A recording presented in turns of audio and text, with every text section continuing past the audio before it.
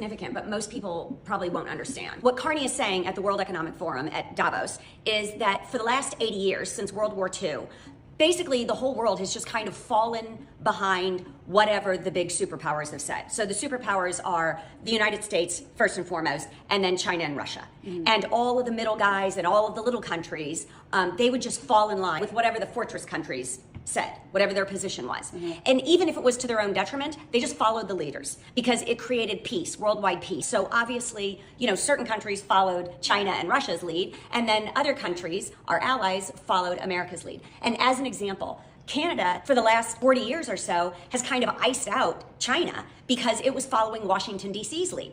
Washington felt China was a threat, so Canada would just follow suit to its own detriment. It would pay more for U.S. goods than negotiating a cheaper deal with China because America didn't want Canada to be dealing with China. But now what Carney has said is that, without naming the United States, that certain countries are now using their power, instead of to stabilize democracy and the economic world and stabilize peace, they're using their economic power to undercut others, to coerce them, to force it, much like the coercion on Europe, saying we're going to put tariffs up to 25% against Europe if they don't give us Greenland, a sovereign nation.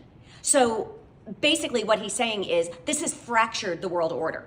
And now it's time to have a new arrangement. Instead of the superpowers just call the shot, it's time for the middle countries to form their own order, for them to create a deep web of economic connections, and for them to act in a way that protects their common interests.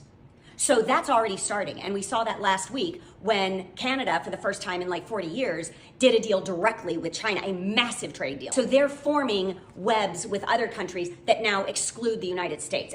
It's not that they won't do business with the United States, but they're no longer going to follow U.S. policy and look out for what's in the United States' best interest, which is kind of interesting because in him saying, make America great again, he's made China greater than they've ever been. I mean, China's got $1 trillion surplus now. They're getting all of these countries that we have alienated with our tariffs, which, by the way, Harvard, Yale, German economic studies, UK economic studies have all shown that 96% of those tariffs are being paid by US citizens and US corporations. 96%.